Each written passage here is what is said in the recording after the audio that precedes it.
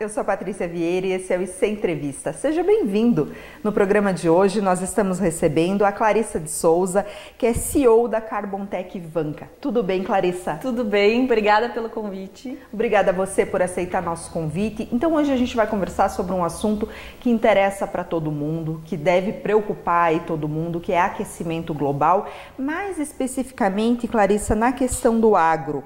Como que o aquecimento global ele tem impactado o agro no Brasil e quais são as projeções futuras caso não haja uma mudança significativa imediatamente?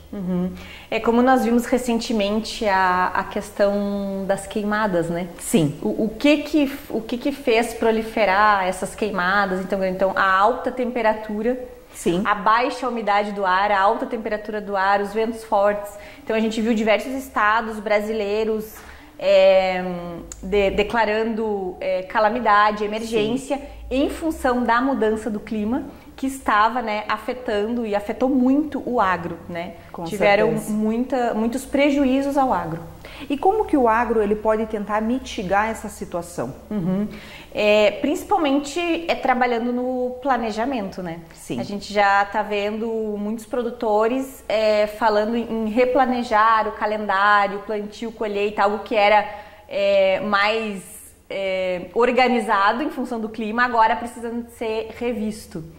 Certo. E como que a Vanka ela pode ajudar nesse processo, na redução da emissão de carbono, na mudança do processo para um processo mais sustentável?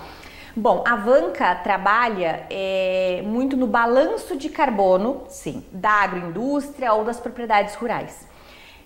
Então, como é isso? Além de calcular as emissões de gases de efeito estufa para a atmosfera, que sim, são emissões provenientes do consumo de óleo diesel, né, do consumo de energia elétrica, do consumo de fertilizantes. Então, além de calcular essas emissões, a Vanka calcula as remoções de carbono da atmosfera. Perfeito. Então, a propriedade rural que possui área de vegetação nativa preservada, área de florestas plantadas. Então, esse balanço de carbono, a Vanka faz esse cálculo, mostrando o quão o agro é sim sustentável. Perfeito. E a gente vê muitas discussões, mas muitas coisas no plano teórico. Você que está nessa área, você vê de fato uma intenção em fazer essa mudança, em adotar sim práticas mais sustentáveis, pensando nessa questão do aquecimento global? Vejo principalmente o Brasil como protagonista nisso. Sim. Porque o Brasil é um país que tem práticas regenerativas na agricultura há muitos anos, né? Pelo nosso clima tropical. Então, a prática regenerativa do plantio direto, ou seja, não revolver o solo, a prática de manter o solo com cobertura, ou seja, quando faz a colheita de uma cultura, já planta uma cultura intermediária para manter o solo coberto, sim, segurar o estoque de carbono no solo. Então, são práticas que o agro já tem, porque quanto mais sustentável, melhor a produtividade. Então, o que precisa é divulgar mais isso. Certo. E a nível global, você tem sido discutido essa questão? Você vê o mundo aí preocupado? Sim, a gente vê o mundo muito preocupado e cobrando isso, né? A gente vê, por exemplo, a União Europeia colocando aí barreiras para produtos com grande emissão de carbono, né? Sim. Exigindo que os produtos importados sejam carbono neutro. Ou seja, quem está no Brasil produzindo, né, e irá exportar para a União Europeia já precisa ter essa preocupação de fazer o seu balanço de carbono, calcular emissões, remoções, para atender esse regulamento, né, e conseguir, sim, continuar essa exportação. E a nível de políticas públicas, o que você acha que os governos podem fazer efetivamente para ajudar nesse setor? Medidas mais efetivas? Bom, a gente está vendo agora, esse mês, inclusive, em aprovação na Câmara, o decreto que regulamenta o mercado de carbono brasileiro. Sim. Né? E coloca lá regras. Então, empresas, indústrias, agroindústrias que emitem acima de 10 mil toneladas de CO2 equivalente ou de carbono, né, no ano, já devem ter planos de compensação, de mitigação de emissões.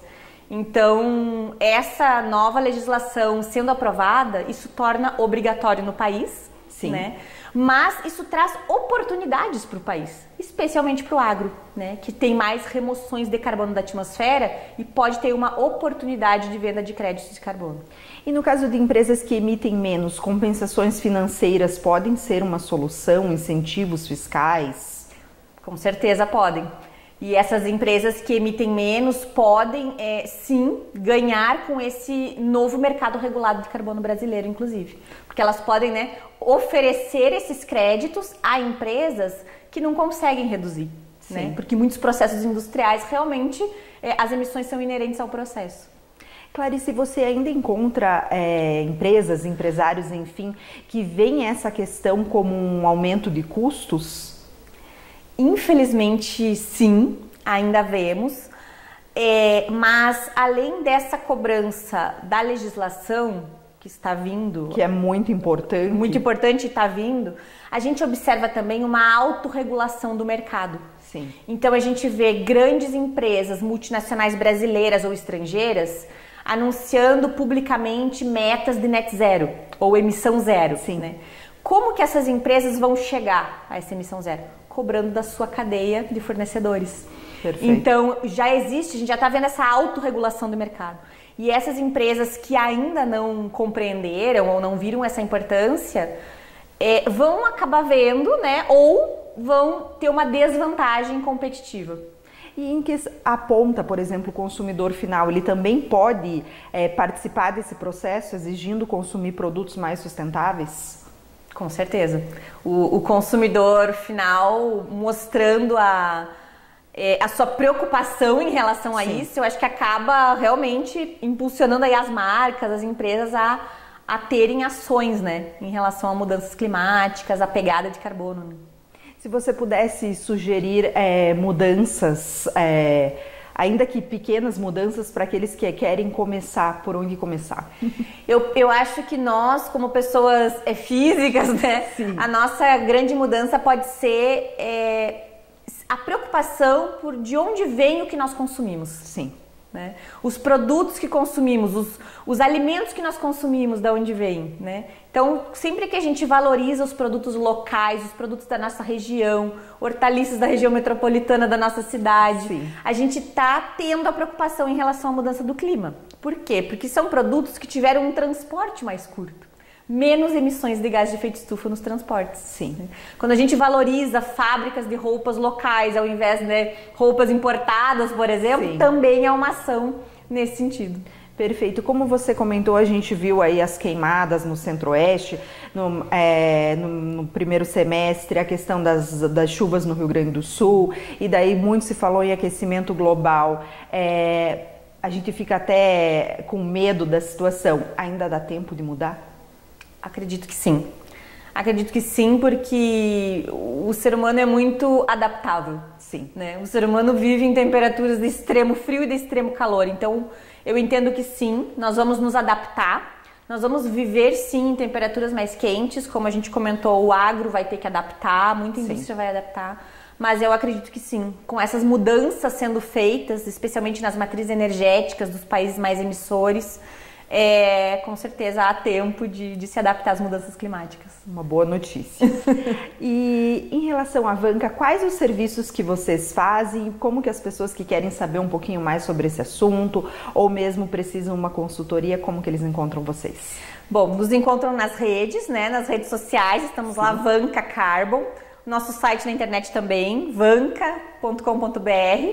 E podem conhecer o nosso software, Vanka Carbon Score, que é o primeiro software brasileiro que tem, além do cálculo automático das emissões de gás de efeito estufa, o cálculo das remoções de carbono da atmosfera. Então esse é o grande diferencial da Vanka, que traz aí oportunidades para as empresas. Perfeito. Clarissa, muito obrigada pela entrevista, por compartilhar com a gente esse conhecimento que é tão válido nessa área. Eu que te agradeço. Obrigada. Obrigada. Obrigada a você. Se gostou da entrevista, curta. Se quer assistir outras entrevistas como essa, siga nosso canal. E se quer nos ajudar a fazer o IC, deixa aqui embaixo sugestões de temas para as próximas entrevistas. Obrigada. Até a próxima. Tchau, tchau.